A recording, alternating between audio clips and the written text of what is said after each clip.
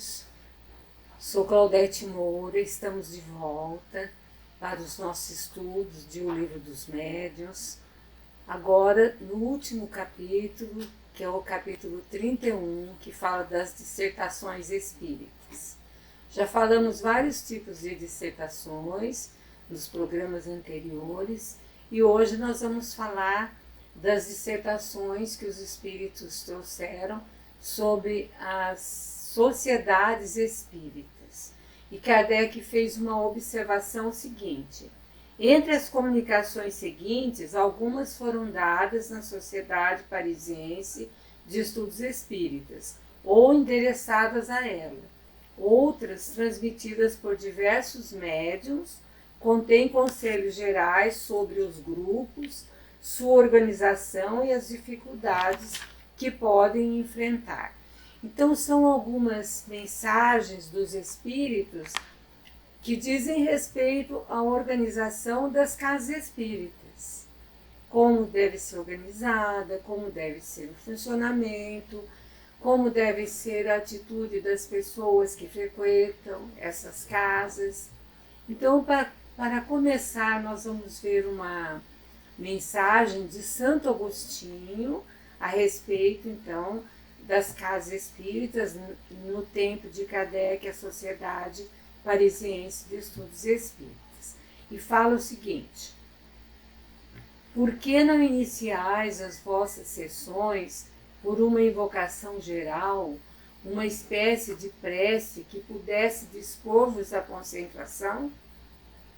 Porque é bom saberdes que sem recolhimento só tereis comunicações levianas. Os espíritos bons só comparecem onde são chamados com fervor e sinceridade. Então, olha o que Santo Agostinho começa falando para nós: que sempre nós devemos iniciar os nossos estudos, os nossos trabalhos mediúnicos por uma invocação geral, uma prece, pedindo então o apoio dos bons espíritos para que a gente possa se concentrar.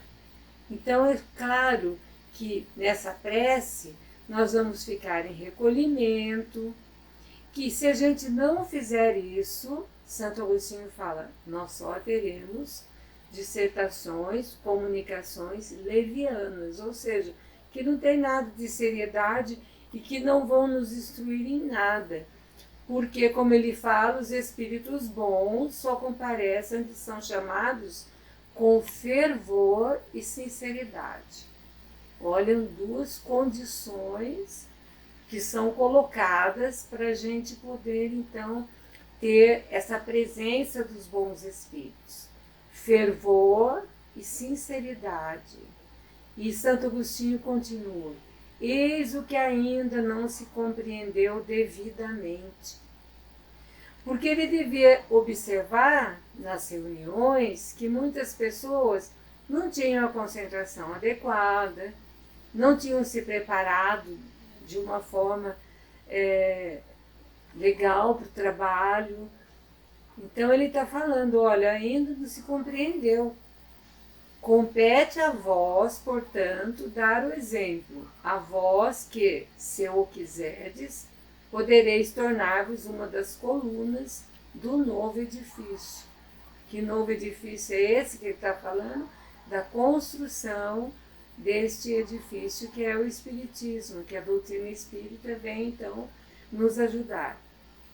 Continua Santo Agostinho: observamos os vossos trabalhos com satisfação e vos ajudamos, mas com a condição de também nos ajudardes, mostrando-vos a altura da missão que fostes chamados a cumprir. Formai um feixe e sereis fortes. Os espíritos maus não prevalecerão contra vós. É um alerta que ele faz para nós, porque muitas pessoas que frequentam trabalhos mediúnicos, às vezes pensam que vão lá, eu vou lá fazer um trabalhinho e tal, não se conscientiza da seriedade daquilo que está fazendo. E nós precisamos, no dia do trabalho ou de qualquer estudo, nós precisamos nos concentrar, nós precisamos nos ligar com a espiritualidade maior. E é assim que a gente vai ajudar os espíritos, porque Santo Agostinho está falando, nós ajudamos vocês, mas com a condição que vocês também nos ajudem. E como que nós vamos ajudar? Para termos a presença dos bons espíritos. Nos concentrando, nos preparando adequadamente para o trabalho, no dia da reunião evitar discussões, evitar muito cansaço, evitar assistir programas violentos na televisão, leituras que não edificam. Tudo isso é uma preparação para a gente ajudar os bons espíritos, porque olha só o que ele está falando. Se nós fizermos isso, nós vamos nos mostrar à altura da missão que nós fomos chamados a cumprir. Muita gente pensa que está fazendo um trabalho na casa espírita e não é uma tarefa que nós fomos chamados a cumprir. É uma tarefa, sim, e nós temos que cumprir com disciplina, com seriedade, com sinceridade. E ele está falando uma coisa muito importante, para a gente formar um feixe para sermos fortes. Porque, assim, a união das pessoas, mesmos objetivos, mesmos pensamentos, corações e mentes unidos, vão fazer com que o trabalho renda muito. E daí ele fala, dessa maneira os espíritos maus não vão prevalecer sobre nós. Eles não vão ter brechas para nos atacar ou para interferir nos nossos trabalhos. Santo Agostinho continua, Deus ama o simples de espírito, o que não quer dizer os tolos, mas os que sabem renunciar a si mesmos e procurá-lo sem orgulho. Podeis tornar-vos um farol para a humanidade. Aprendei a distinguir o joio do trigo. Semeai apenas o trigo, evitai espalhar o joio, porque este impedirá que o trigo germine e sereis responsáveis por todo o mal que decorrer disso. O que é esse joio que pode ser semeado no meio das coisas boas? A maledicência, as fofocas, as intrigas, as dúvidas, quando são jogadas, pode então interferir e daí pode atrapalhar, né? Porque vai impedir que o bem germine, vai impedir que o bem se faça. Então, assim, sereis responsáveis pelas doutrinas errôneas que divulgares. Não tem o que inventar. A doutrina espírita está aí. A espinha dorsal do Espiritismo, segundo Herculano Pires, o Livro dos Espíritos. A doutrina está toda contida ali. Não tem mais o que acrescentar.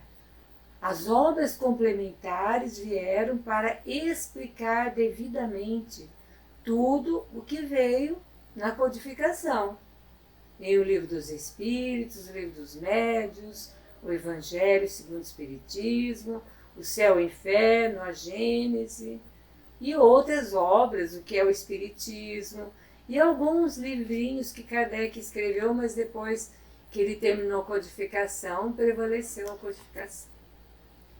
Então, não adianta a gente começar a colocar penduricalhos onde não existe. Então, vamos divulgar doutrinas errôneas, coisas que não estão na base doutrinária do Espiritismo, seremos responsáveis por todas aquelas pessoas que embarcarem nesse trem, seremos responsáveis. Então, Santo Agostinho fala, lembrai-vos de que um dia o mundo pode voltar os olhos sobre vós. Esforçai-vos para que nada possa empanar o brilho das boas coisas que sairão do vosso esforço. É por isso que vos recomendamos pedir a Deus que vos assista. Então ele insiste no começo da mensagem e no final da mensagem que nós devemos pedir a Deus a assistência. Naquele momento, que venham os bons espíritos, que nos ajudem. E daí, ele foi solicitado pelas pessoas que estavam presentes a ditar uma fórmula de invocação geral.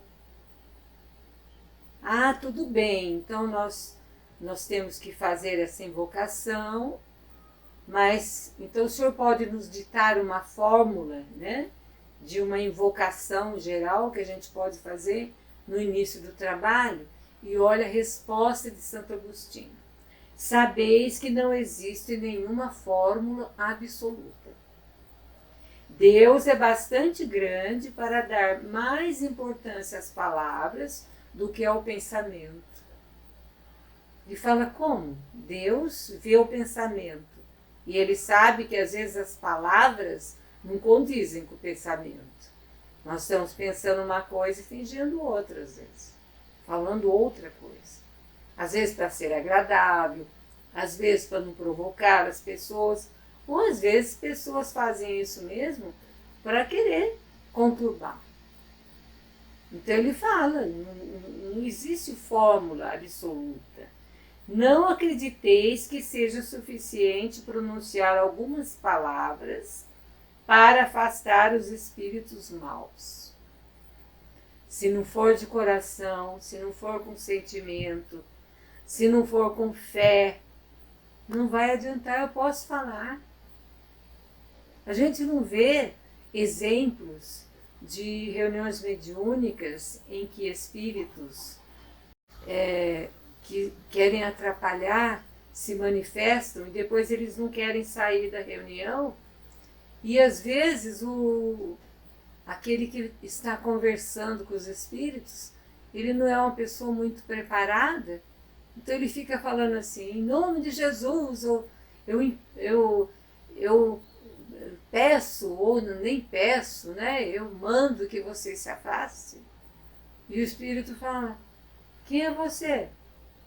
Jesus eu sei quem é, mas e você? Quem é? Porque o espírito sabe que ele está falando isso da boca para fora. Ele não está falando com convicção. Jesus não precisava nem falar, ele só olhava. E o espírito já começava a se contorcer e falar, filho de Deus, que queres de mim? Por causa da autoridade moral dele.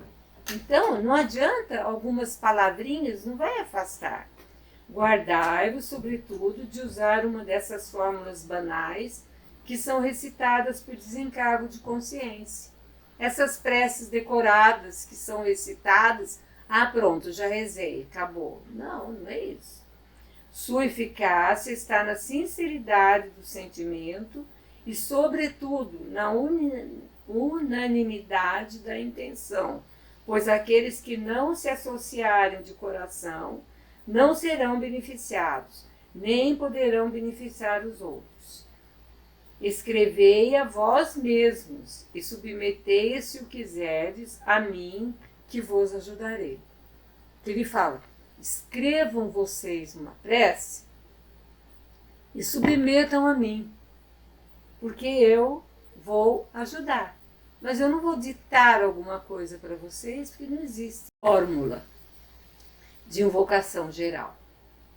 Então foi o que foi feito, né? Uma fórmula de invocação geral e foi redigida com o concurso de Santo Agostinho, que a completou em vários pontos. Mas como hoje nós já estamos chegando ao final do nosso programa, nós vamos deixar então para o próximo esta prece, essa invocação geral que Santo Agostinho aconselhou. Então nós ficamos por aqui hoje, pedindo a Jesus que nos abençoe, que tenhamos sempre essa consciência de iniciarmos os nossos trabalhos com essa invocação que vai fazer com que os bons espíritos venham até nós. Claudete Moura, para o Divulgar.net.